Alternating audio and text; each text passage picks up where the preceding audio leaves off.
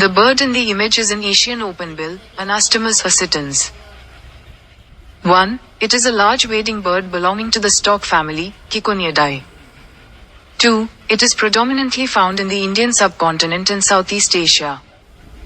3. Adults are typically grayish or white with glossy black wings and tail.